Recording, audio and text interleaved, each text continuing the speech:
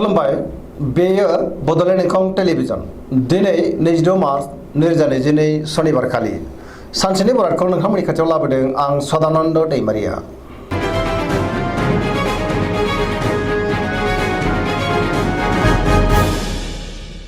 सिगां फरायनो लादों मेष राशि गिबि हांखो अ ल। दिनैनि साना मोजां आरो गाज्रिनि गेजेरजों बाबेलांगोन। गोसोनि साननाया जाफुंनाय नङा आरो गोबां देबार नांनोबो हागौ। बहाबा हान्थियोब्ला सांग्रां जानाया गाहाम। लामा सामायाव जाब्रबथायनि आसा दङ। गोसोखौ दिनै जोबोर गुलुं गुजुं मोनगोन। गोसोआव जिंगायाबो बांगोन। देहाया मोजाङै थागोन अब्लाबो नाथाय जानाय लोंनायाव सांग्रां जानांगोन। गुबुननि थाखाय नाङा फाङा जेंनायाव गोग्लैनांनोबो हागौ। सोरनिबा गाज्रि नोजोर गोग्लैनोबो हागौ। रांखावरियाव मोजां नङा। आयनिख्रुइ खरसायासो दिनै बांसिन जागोन। बेफार फालांगियावबो मोजां नङा होनजायो। गोबां खहा जानांनोबो हागौ। सोरजोंबा थगायजानोबो हागौ। गोबां खामानियाव मुखुब थागोन। मावनो लानाय खामानिखौ मावफुंनोबो हागोन। न'खराव दिनै अननानै फैगोन। गुबुनखौ बांद्राय फोथायोब्ला खहा जानांनो हागौ। नेगेटिभ एनार्जिनि गोहोमबो गोग्लैनो हागौ। सांग्रां जानाया गाहाम। लाइमोनफोरनि गोसोआ दिनै जोबोर आला खाला जागोन।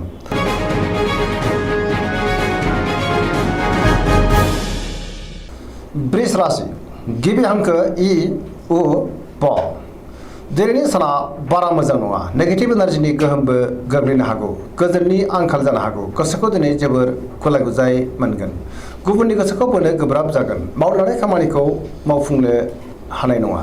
गुबुननि थाखाय नाङा फाङा जेंनायाव गोग्लैनांनोबो हागौ। समाजाव मान मोनगोन। रांखावरियाव मोजां नाथाय अब्लाबो खरसायाबो बांगोन। बेफार फालांगियाव मोजां। न'खराव दिनै अननानै फैगोन। बिदा फंबायजों मोजां सोमोन्दो थागोन। देहाया दिनै बारा मोजां थानाय नङा। जानाय लोंनायाव सांग्रां जानांगोन। गुबुननि थाखाय नाङा फाङा खहा जानांनोबो हागौ आरो खस्थ' मोननांनोबो हागौ।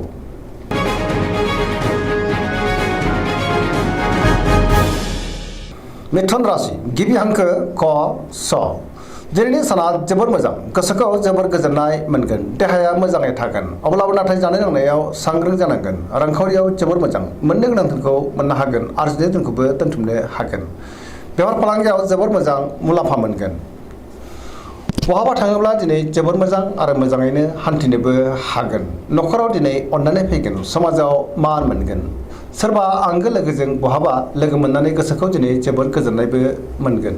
गोसोनि बोलोआ बांगोन। बिदा फंबायजों मोजां सोमोन्दो थागोन। बिमा बिफानि अननाय आरो बोरखौ दिनै मोननो हागोन। लाइमोनफोरा मोजां खौरां मोनगोन। गोसोआ दिनै जोबोर रमान्टिक जागोन आरो गावबा गावनि गोसोनि साननायखौबो फोरमायलायनोबो हागोन। फरायसाफोरा फरायनायाव गोसो दुंखांगोन आरो मोजां फिथाइ मोनगोन। पजिटिभ एनार्जिनि गोहोमबो गोग्लैगोन। गोसोनि साननाय आरो लुबैनाया दिनै मोगथाङाव जाफुंगोन।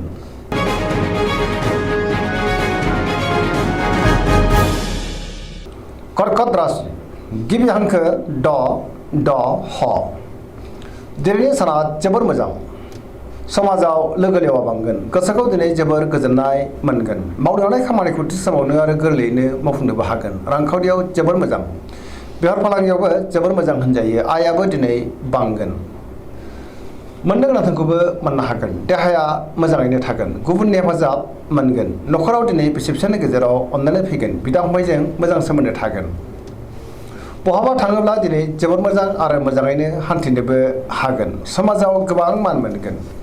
गुबुनजों मोजां सोमोन्दो लाखिनो रोंगोन। लाइमोनफ्रा दिनै बहानिफ्रायबा मोजां खौरां मोननोबो हागौ। गोसोआ दिनै जोबोर रमान्टिकबो जागोन। पजिटिभ एनार्जिनि गोहोमबो गोग्लैगोन। फरायसाफ्रा दिनै फरायनायाव गोसो दुंखांगोन आरो मोजां फिथाइ मोनगोन।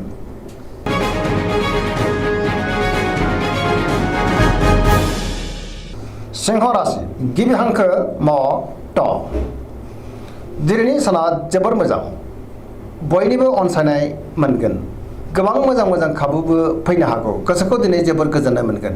गोसोआ जोबोर रमान्टिक जागोन आरो लाइमोनफोरा गावबा गावनि गोसोनि साननायखौबो फोरमायलायनोबो हागोन। मावनो लानाय खामानिखौ थि समावनो आरो गोरलैयैनो मावफुंनोबो हागोन। बहानिफ्रायबा मोजां खाबु मोननो हागौ आरो मोजां खौरां फैनोबो हागौ। रांखावरियाव दिनै जोबोर मोजां।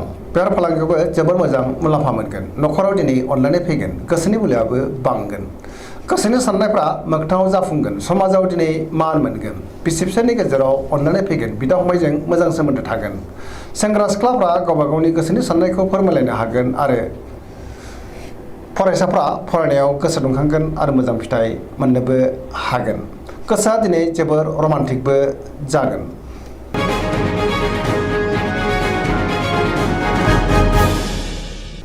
कन्या राशि गिबि हांखो प ट दिनैनि साना बारा मोजां नङा सोरबा लोगोजों दान्थे बिदान्थे एबा नांलाय खमलायबो जानो हागौ गोसोनि साननाया देबार नांगोन गुबुननिजों गोसोनि साननायफ्रा गोरोबलायाबो जानो हागौ गोसोखौ दिनै जोबोर गुलुं गुजुं मोनगोन समाजाव मानहानि जानांनोबो हागौ सांग्रां जानाया गाहाम गुबुनजों रायखोमा जानोबो हागौ गुबुननि गोसोखौ दिनै गोरलैयैनो बोनो हानाय नङा बहानिफ्रायबा गाज्रि खौरां फैनोबो हागौ रांखावरियाव मोजां बेफार फालांगियावबो मोजां देहायाबो मोजाङैनो थागोन अब्लाबो नाथाय जानाय लोंनायाव सांग्रां जानांगोन न'खराव बिसि फिसायनि गेजेराव दान्थे बिदान्थे एबा एना एनिबो फैनो हागौ गोबां खामानिखौ दिनै मावफुंनो गोब्राब जागोन गोसोनि साननायफ्रा देबार नांगोन नेगेटिभ एनार्जिनि गोहोमबो गोग्लैनो हागौ गियाननि आंखाल जानोबो हागौ।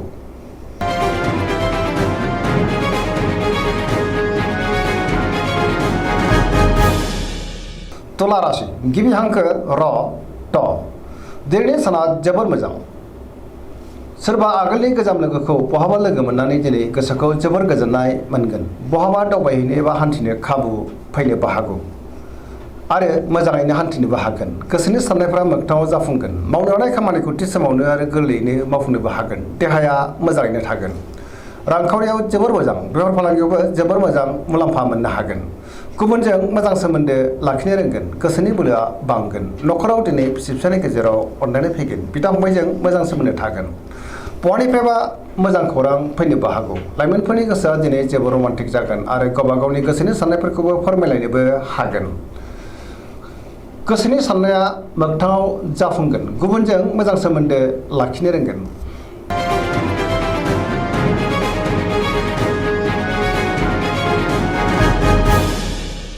वृश्चिक राशि गिबि हांखो न स दिनैनि साना जोबोर मोजां समाजाव लोगो लेवा बांगोन सोरबा गोजाम लोगोजों बहाबा लोगो मोननानै गोसोखौ दिनै जोबोर गोजोननाय मोनगोन गुबुननि थाखाय मोजां खामानि मावनानै होनोबो हागोन बयजोंबो अनसायजागोन आरो बाख्नायजागोन गोसोनि साननाया मोगथाङाव जाफुंगोन गोसोनि बोलोआबो बांगोन न'खराव दिनै बिसि फिसायनि गेजेराव अनलायनाय फैगोन रांखावरियाव जोबोर मोजां गोबां धोन आरजिनोबो हागोन बेफार फालांगियावबो जोबोर मोजां मुलाम्फा मोनगोन देहाया मोजाङै थागोन अब्लाबो नाथाय जानाय लोंनायाव सांग्रां जानाया गाहाम गुबुननि थाखाय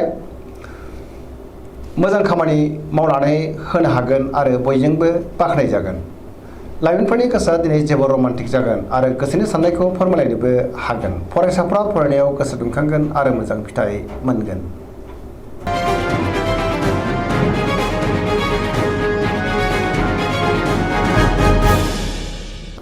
धनु राशि गिबि हांखो ढ फ भ दिनैनि साना बारा मोजां नङा गोसोनि बोलोआ लोरबां जागोन गोसोखौ दिनै जोबोर उसाव बादाव मोनगोन नेगेटिभ एनार्जिनि गोहोमबो गोग्लैनो हागौ गोसोनि साननायफ्रा देबार नांगोन मावनो हानाय खामानिखौ थि समावनो मावफुंनो गोब्राब जागोन गोसोनि साननाया देबार नांगोन रांखावरियाव मोजां नाथाय अब्लाबो खरसायाबो बांगोन बेफार फालांगियाव मोजां होनजायो समाजाव मान मोनगोन न'खराव बिसि फिसायनि गेजेराव अनलायनाय फैगोन बिदा फंबायजों मोजां सोमोन्दो थागोन गुबुननि थाखाय मोजां खामानि मावनानै होनोबो हागोन सोरबा लोगोनिफ्राय नाथाय अब्लाबो गाज्रि खौरां फैनोबो हागौ सांग्रां जानाया गाहाम नेगेटिभ एनार्जिनि गोहोमबो गोग्लैनो हागौ।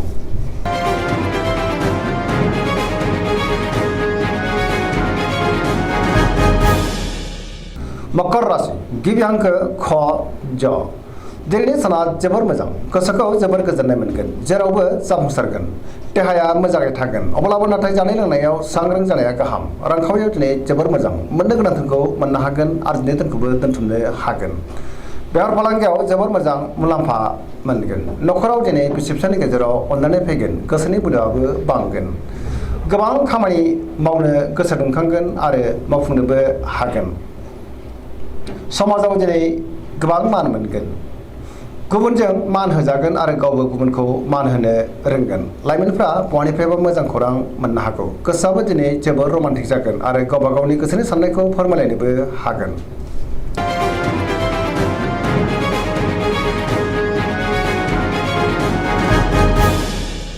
कुम्भ राशि गिबि हांखो ग स स दिनैनि साना जोबोर मोजां, गोसोआव बोलो बांगोन। बहाबा थांनांगौब्ला दिनै जोबोर मोजां आरो मोजाङैनो हान्थिनोबो हागोन। समाजाव लोगो लेवा बांगोन।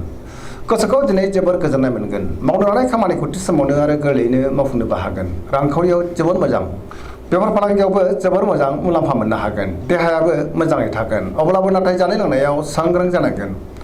न'खराव दिनै अननानै फैगोन। समाजाव मान मोनगोन। गोसोआ दिनै जोबोर रमान्टिक जागोन आरो लाइमोनफ्रा गावबा गावनि गोसोनि साननायखौ फोरमायलायनोबो हागोन। पजिटिभ एनार्जिनि गोहोमबो गोग्लैगोन।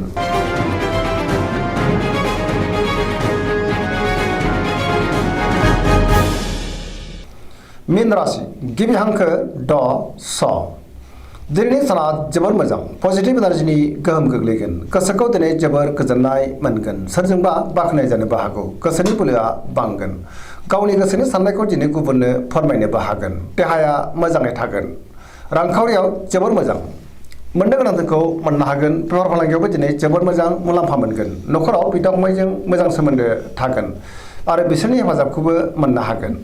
गोसोनि साननायफोरा मोगथाङाव जाफुंगोन। पजिटिभ एनार्जिनि गोहोम गोग्लैगोन। जायखि खामानि मावानो मोनफ्रोमबो खामानिखौनो दिनै मावफुंलांनो हागोन। सरासनस्रायै दिनै साना जोबोर मोजां आरो मोजाङैनो बारग'लांगोन। दिनैनि राशि फरायनाया एसेनोसै। जोबनायाव बेखौनो खावलायो जाहाथे नोंथांमोना सानफ्रामबो जोंनि बे बड'लेण्ड इंखं टेलिभिजनखौ नायबाय थायो आरो साबस्क्राइब खालामो, लोगोसे लाइक खालामो आरो शेयार खालामो। एसेनोसै, गोजोन्थों।